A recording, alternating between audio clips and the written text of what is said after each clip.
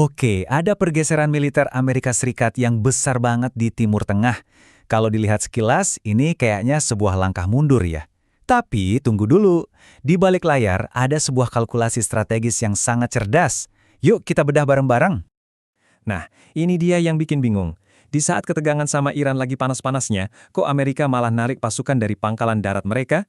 Sebenarnya apa sih strategi di baliknya? Jadi pertanyaannya jelas banget. Apakah ini beneran tanda mundur? Apa Washington lagi melemahkan kehadirannya pas kawasan itu justru butuh kestabilan? Jawabannya mungkin bakal bikin Anda kaget. Jawabannya adalah bukan mundur, tapi penyesuaian. Ini bukan soal mengurangi kekuatan, tapi mengubah total cara kekuatan itu diproyeksikan. Ini yang namanya reorganisasi taktis. Intinya itu ada di konsep reorganisasi taktis. Coba dibayangin, ini tuh kayak main catur. Anda pindahin ratu, Anda dari posisi yang gampang diserang ke tempat yang lebih aman. Tapi dari situ serangannya justru jadi lebih mematikan. Tujuannya persis itu, memaksimalkan kekuatan sambil meminimalkan risiko. Dan ini tujuan utamanya. Simple tapi krusial. Jauhkan prajurit dari jangkauan tembak musuh. Tapi di saat yang bersamaan, pastikan kalau kekuatan tempur Amerika tetap jadi yang nomor satu di kawasan itu. Dominasi operasionalnya harus tetap terjaga. Nah, strategi ini punya dua bagian utama yang gerakannya kelihatan berlawanan.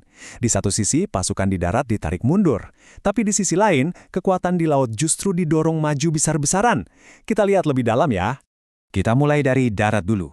Pangkalan udara Al-Udeid di Qatar.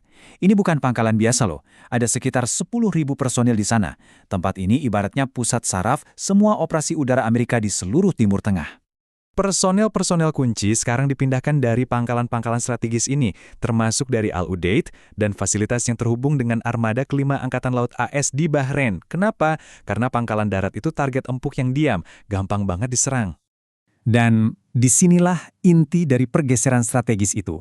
Kita bisa lihat kan, personel darat ditarik menjauh dari zona bahaya, sementara armada laut yang super kuat justru digerakin makin dekat. Inilah poros taktis yang lagi kita omongin.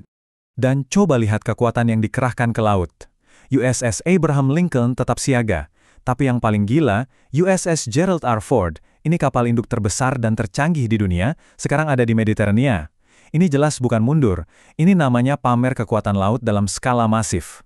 Sebuah pangkalan udara terapung raksasa yang bisa bergerak kemana aja. Oke, jadi apa artinya semua ini di lapangan?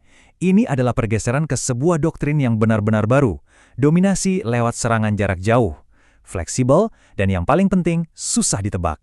Kutipan ini benar-benar merangkum semuanya. Fokusnya bukan lagi soal invasi darat dan menempatkan ribuan prajurit di lapangan.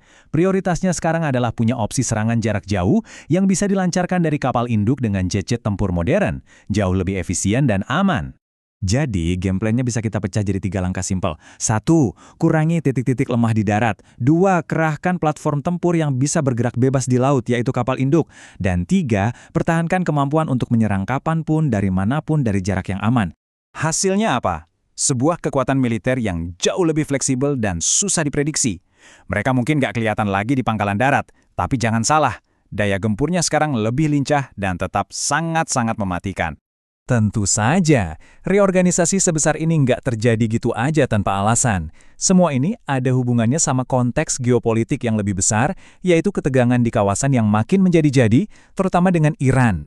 Nah, ini poin kuncinya. Seluruh manuver ini pada dasarnya adalah sebuah penyesuaian pertahanan.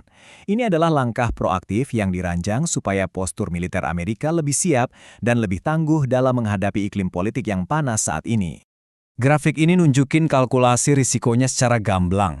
Kekuatan dipindahin dari aset berisiko tinggi, yaitu pangkalan darat yang statis, ke aset yang risikonya jauh lebih rendah, yaitu gugus tempur kapal induk yang terus bergerak dan hampir mustahil buat dilacak.